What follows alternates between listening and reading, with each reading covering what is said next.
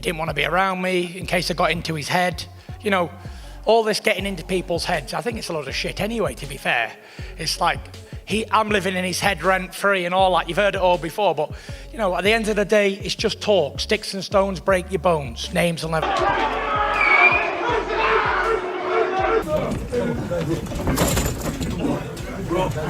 Tempers boiled over completely here. Mariusz Wach pushed things too far, and Tyson Fury made it crystal clear who runs this press conference.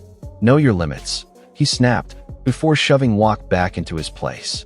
Fury didn't start this, but he certainly finished it, and the whole room felt the tension shift instantly. What, nigga?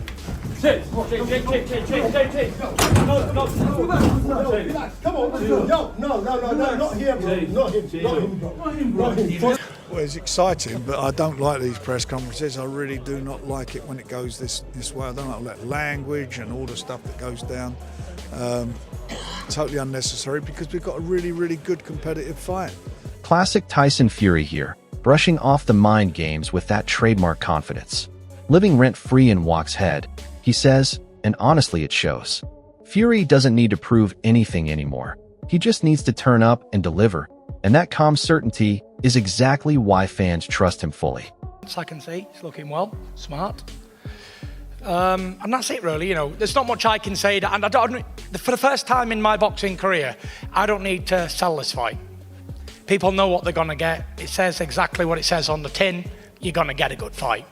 Whether I think the consensus is either he knocks me out or I win on points. That's what's been going around. I have a Fury. Duke McKenzie nails it here. Tyson Fury creates chaos wherever he goes, and the public genuinely loves it. That's the Gypsy King effect. Wach clearly underestimated exactly what he was walking into by disrespecting Fury on that stage, and he got the reaction any seasoned observer could have predicted. And he knows how to shout houses down and make threats and swear and all the rest of it because he creates chaos wherever he goes. And for whatever the reason, the public, they love Duke McKenzie raising fair questions about what Fury has left in the tank, and that's exactly the motivation driving him right now. An emphatic victory is precisely what Tyson Fury needs to silence doubters. And after what just happened at that press conference, you can bet he's even more determined to prove it in the ring. an emphatic victory to wet everybody's whistle, get everybody talking about him again. Ultimately, talk's cheap.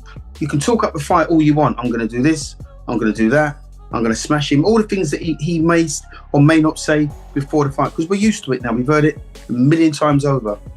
What everybody needs to see is the proof's got to be in the pudding. What's he got left? Straight talking from Tyson Fury, as always, promising a boxing lesson and a knockout. Say what you want about the man, but he backs his words up more often than not. That relentless will to keep improving, keep evolving, is exactly why he remains one of the most dangerous heavyweights on the planet. I'm going to go out there, I'm going to give him a boxing lesson, and I'm going to knock him out. That's exactly what I'm going to do. Why did I bring Sugar Hill in? Because I wanted to. Why do I keep switching trainers? Because I want to. You know, I'm a big believer in you're never a finished article. You can always improve your game. Eddie Hearn giving his honest take here, not entirely approving of the physical contact, but admitting it does sell the fight. And let's be fair, Wach brought this reaction on himself. Tyson Fury doesn't tend to shove people without reason, and this whole incident has only added fuel to an already blazing build-up. Bitch move. I really did. Have you spoken? I would never. If you chin someone at a presser, if you do that, it's different. But when you carry something on the stage to hit someone around the face with, I weren't mad on it. That's all. But it does sell the fight. Yeah, and it's an absolutely the fight's going to massive sell anyway, Charlie. Frank Warren voicing some real concern here about how far these press conferences keep going. Fair point. But the truth is Mariusz Wach pushed his luck and found out exactly why you don't disrespect Tyson Fury on a stage like that. Security or not, Fury made his point loud and clear. I mean, we've got security here, they're here for a reason, and it just seems it's happening a little bit too often now on some of these press conferences, and it needs to stop. I mean, the border can... Johnny Nelson raises a valid concern about complacency. But this is Tyson Fury we're talking about. a man who has never truly taken his foot off the gas when it mattered most. Yes, there will be flack. Yes, people will talk. But Fury has heard it all before and always finds a way to answer the doubters when the bell finally rings on fight night. Now Wach's like 46 years old. I think he's 133. At those 33, he's stopped 20. He's lost, I think he's been stopped 8 or 10 times, I can't remember. But what I'm saying is, so there's no threat there. There should be no threat there. And this is how they're looking at it. They're going to take the flack. They're going to take the criticism, Tyson Fury's camp, for picking this opponent. He just wants to get out. So this isn't about the opponent. This is about Tyson Fury just getting out there, getting a bit of a sweat on, trying to steal a bit of thunder from AJ's performance the day after.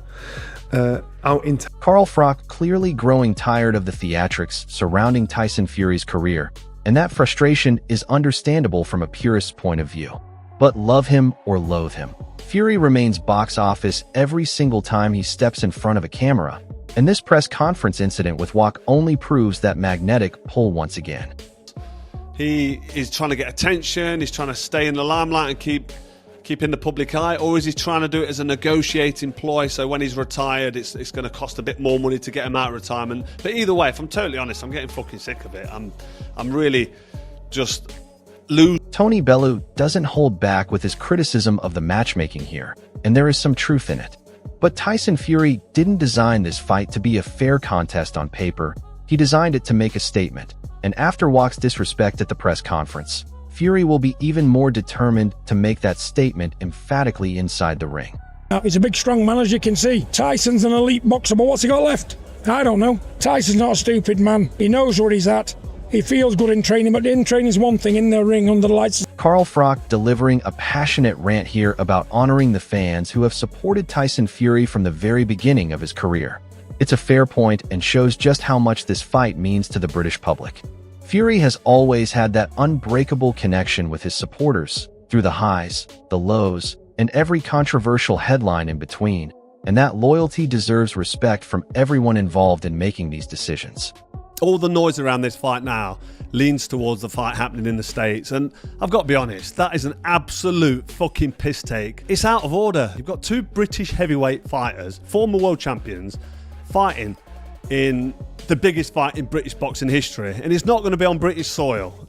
Just taking the piss out of the fans. If it goes over to the States, there's nobody really that can agree, other than money, that this fight should be happening over there. They've both made over 100 million. They're both absolutely flying financially. So what's an extra 10 million when you've got 150 million in your bank? I'm sure it don't make much difference, but it's about honouring the fans and honouring the people that have been there from the start of your career, people that have bought tickets time after time, after you've been beat up, after you've lost your titles, after you've tried to come back, after you've said a few things that's pissed a few people off. The fans have stuck by the side of Anthony Joshua and Tyson Fury through thick and thin. Finally, just to finish on this rant, a message to the powers that be, the promoters, Eddie Hearn, Frank Warren, Zuffer, Dana White, Turki Al-Sheikh, whoever's making that final decision. Are you going to ask the British fans to spend, give or take, $5,000 on a flight out of here to Vegas, ticket for the show, hotels, all the cost, expenses, etc., or watch it at 4 a.m. on Netflix? Either of them's hard work. Or you're going to stick it on in Britain at one of the stadiums. This is exactly why Tyson Fury deserves so much more credit than he sometimes gets. John Fury reminding everyone here of what his son went through in that legendary trilogy against one of the hardest punchers boxing has ever produced. Getting knocked down 4 times and still finding a way to dig deep, that's not weakness, that's the heart of an absolute warrior. Nobody walks away from wars like that unscathed, and the fact Fury is still out here competing at the top level after everything he's been through against Deontay Wilder should command nothing but respect from fans and critics alike.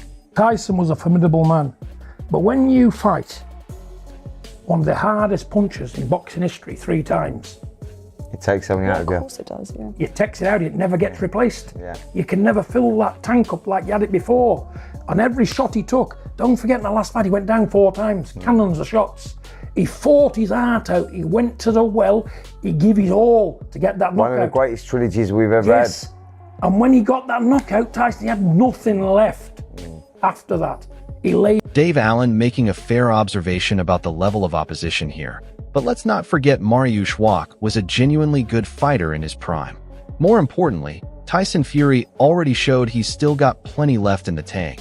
And after being disrespected at that press conference, you can be certain he'll want to prove that point even more emphatically once the cameras start rolling on fight night.